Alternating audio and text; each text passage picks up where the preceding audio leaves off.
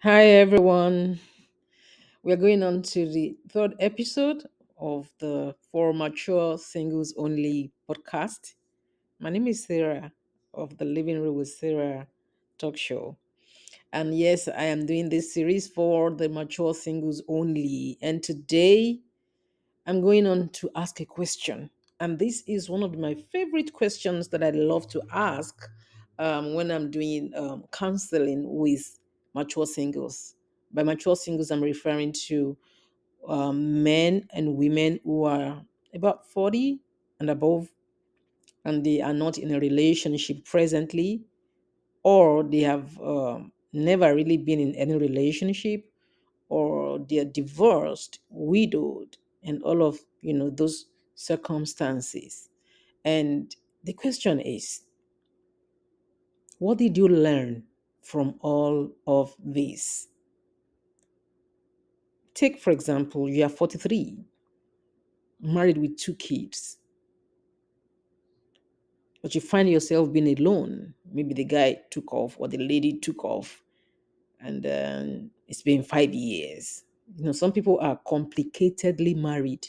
The very common one is being complicatedly single, but there are also people who are complicatedly married, especially some things that you will see when you live in the Western world.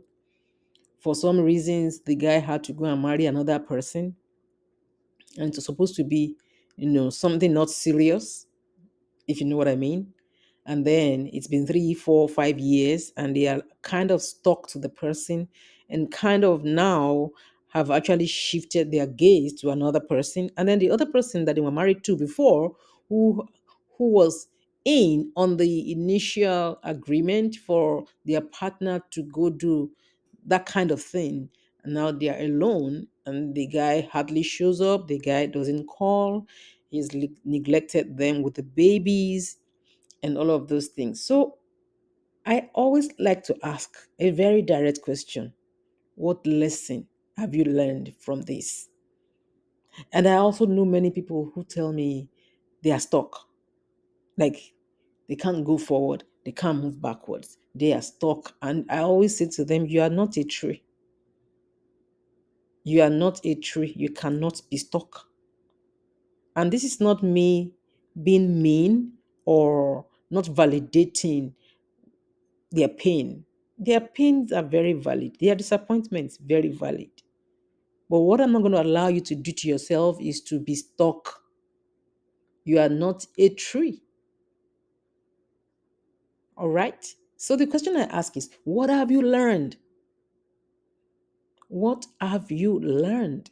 What could you have done differently? What could you have done in, earlier or later?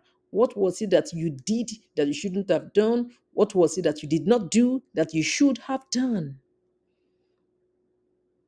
And many times I help people to self diagnose, as it were, only that this time around it is for a good cause. And when I hear people say, I didn't do anything wrong at all, please don't get me wrong. I know some partners are mean, as in they are wicked and unreasonable. There is nothing you could have done to or for them to have gotten a different outcome. I understand that. But I want you to be able to think deep enough to see what it was that you did not get right. Maybe you did not choose right. What were the criteria that you used? Or was it just love at first sight? I know you know now that love is never enough. You can love someone so much that you know that the best thing to do is not to marry them. You can love somebody so much and love yourself so much and know that the best thing you should do is walk out of that marriage. I know there are cases like that. But however, I still want you to know, what was it? What got you into that situation? What in you attracted the wrong women or the wrong men?